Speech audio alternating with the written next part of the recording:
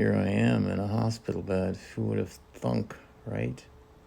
Just wanted to give you an update since we're friends and you may be looking for some information about bile duct stents. And this is some information I want to pass along to you. I came in here on the 18th. Today is Sunday, and I came in on Wednesday. Drove 2 hours up from Naples to Tampa, Florida here just to get the CT scan done and to find out where I was with my, stent and maybe possibility of cancer and that kind of thing. You really want to know, right? So I came up here, did my CT scan, had lunch, waited, and then went for my assessment of the CT scan, and the doctor said, going to be some interruptions every once in a while, the nurses come in. But, man, I'm feeling so good today, but Wednesday, I already knew, for like almost a month out from my CT scan that something was wrong with me. My urine had turned darker and wasn't feeling good. I was feeling lousy. I was feeling like I had a fever, and I felt like I had a fever. Most of the time I didn't, but I felt that way, and it felt low-grade headache, or low, slight headache, low-grade fever. But I thought, well, I'll just leave it till the day that I go in and get my CT scan. We'll get everything cleaned up. Well, unbeknownst to me, during this time, my bile duct was like overflowing. I mean, it was just like shutting down big time. And so when I got the results from the CT scan at the assessment, he said, hey, let's see here, your bile duct's completely blocked, And what's happened is, because I think they had recorded a fever of over 100, that so there may be some bacteria that has flown into the bloodstream, so you need to really get that checked out. And I thought, well, I got a trip tomorrow that I have to fly, and other things, that have to be done down in Naples. And he said, you're here, you're in a good place. And the nurse practitioner gave me her card and said, if you change your mind, call me, but we are highly recommending you get this stent changed out, because your numbers are trending downward, and your body's in trouble. So not really sure at this point from the CT scan if let me see if I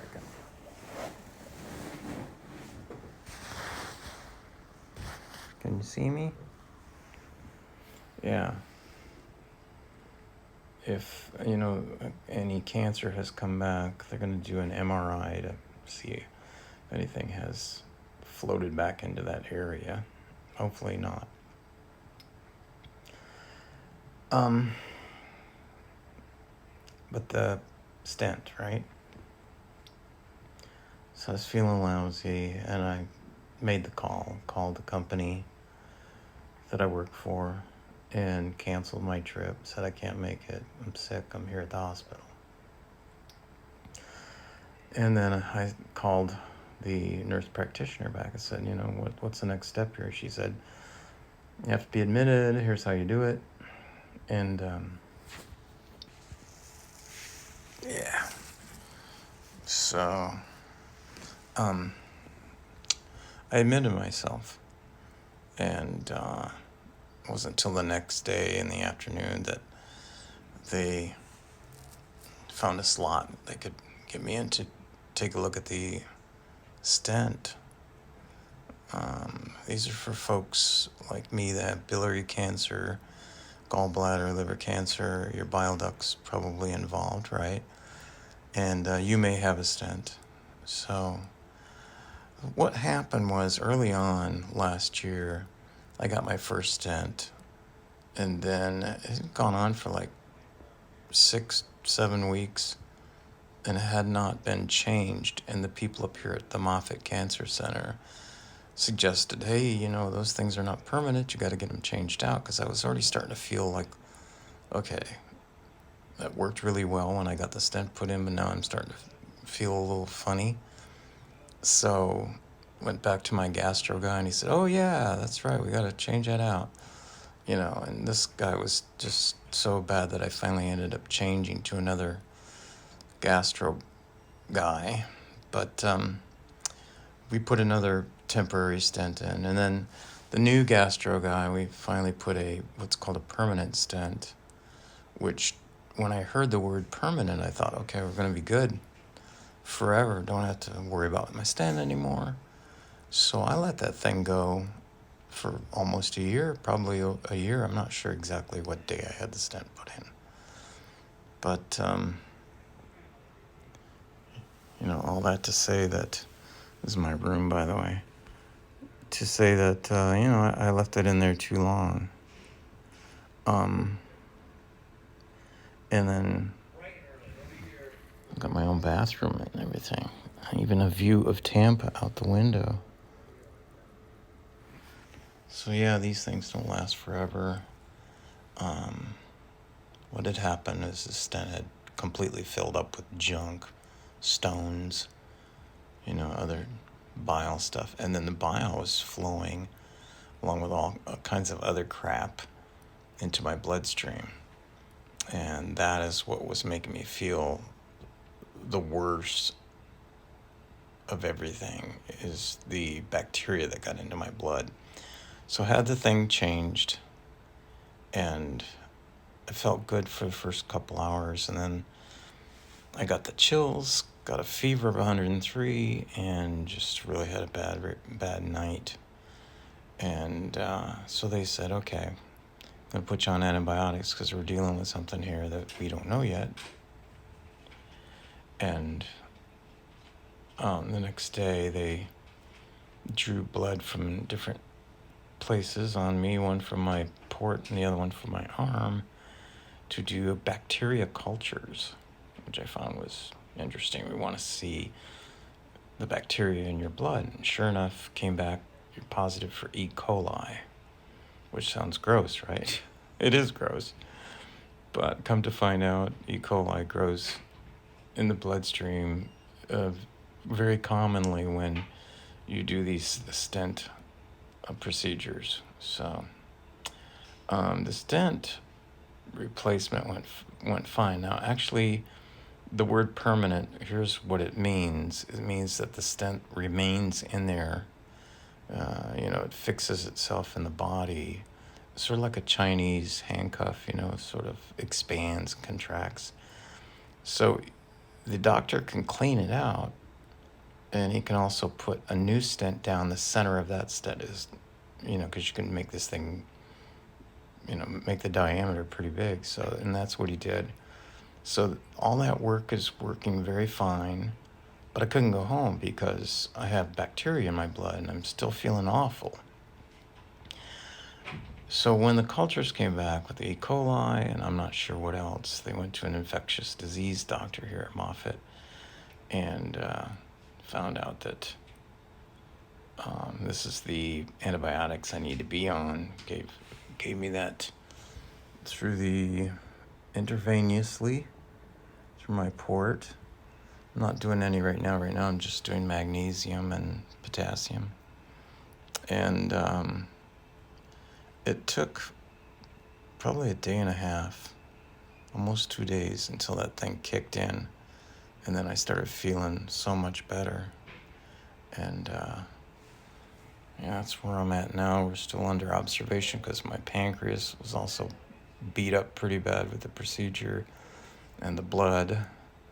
And also my bilirubin,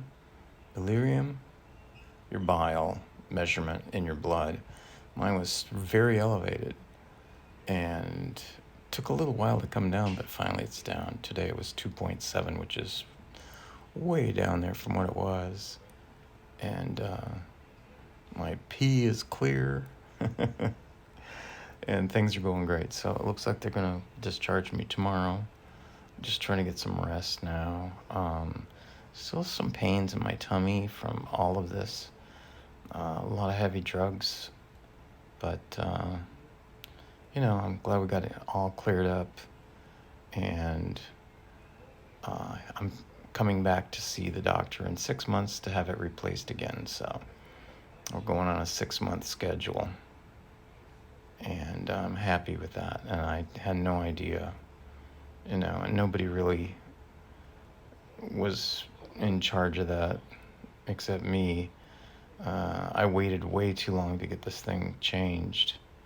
I should have yelled for help earlier. They would have done it. And so it's my fault that the system got so septic, with junk in my blood, but now it's clearing up. So anyway, if you noticed, I just showed you my room here. Most everything's turned off. I do have the window shade open a little bit because I do use my iPad, and when I was really getting some good rest, I did have that closed. But I like circadian rhythm. You guys know how I am, right? In addition, you note that the TV's off. Everything's off. It's quiet in here. I got the room pretty warm because I don't want chills.